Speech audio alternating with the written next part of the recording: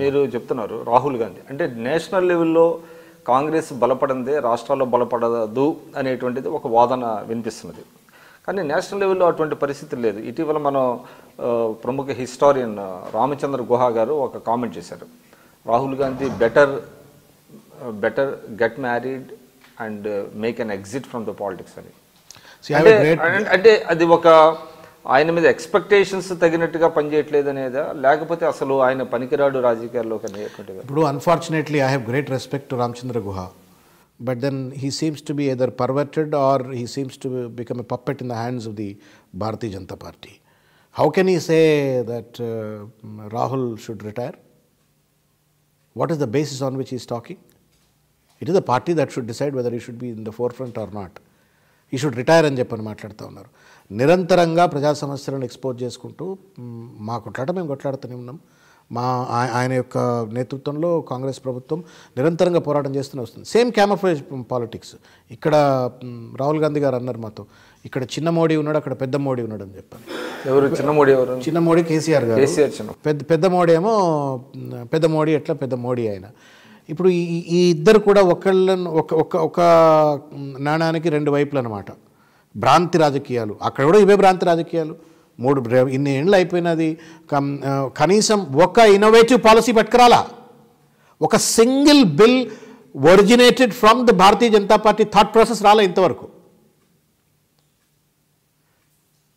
దానికి కాంట్రడిక్టరీగా ఇంకేంటి అంటే దాన్ని ఒక 10 ఏళ్ల పాటు కాంగ్రెస్ పార్టీలో స్కామ్స్ ఇవన్నీ వచ్చిన తర్వాత సార్ ఇప్పుడు ఒక విషయాలు అంటే ఇప్పుడు మోడీ గారు ఎవ్రీబడి అంటే ప్రతి వాళ్ళు 10 years అంటే యూపీఏ 1 అండ్ యూపీఏ 2 రూల్ చేసిన తర్వాత నెంబర్ ఆఫ్ స్కామ్స్ బయటకు వచ్చినాయి.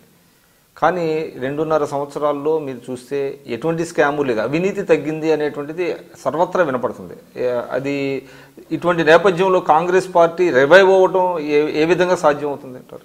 2 విషయాలు సార్. ఇక్కడ అవినీతి రహిత అని చెప్పని ప్రచారం చేసుకుంటున్నటువంటి ఒక భారతీయ జనతా పార్టీ ప్రభుత్వం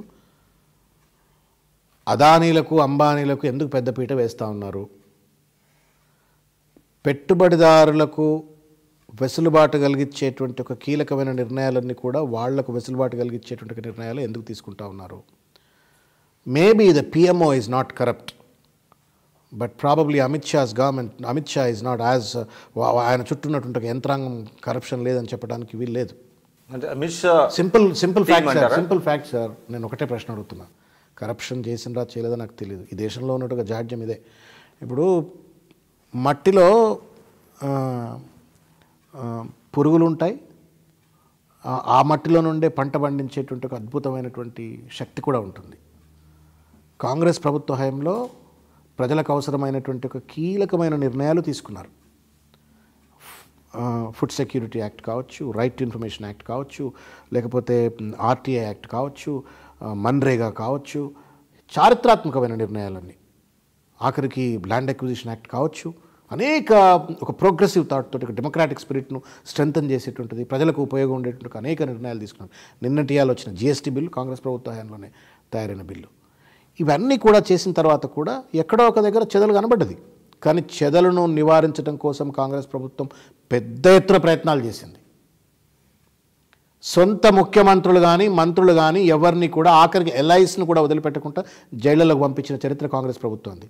మరి ఎందుకు లలిత్ మోడీ గేట్ కేసులో ఎందుకు దోషులు శిక్ష పడతలేరు?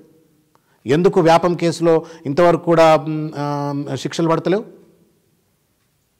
ఇంత నీతివంతమైన పాలనే కదా. ఎందుకు దోషుల పట్ల శిక్షలు జరుగుతలేవు? ఎందుకు వాళ్ళను why are you not bringing with justice? Congress ప్రభుత్వ హయాంలో స్కామ్స్ జరిగినాయి. కానీ జరిగిన స్కామ్స్ని ఎక్కడికక్కడ సరిదిద్దడం కోసం అవసరమైతే పార్టీ నష్టపోయినా ప్రభుత్వం కూలిపోయినా పర్వాలేదు కానీ విలువలు కాపాడాలని చెప్పని డిఎంకేకి సంబంధించినటువంటి ఒక కనుమలిని తర్వాత రాజాను జైలుకి పంపినరు, కల్మాడిని జైలుకి పంపినరు.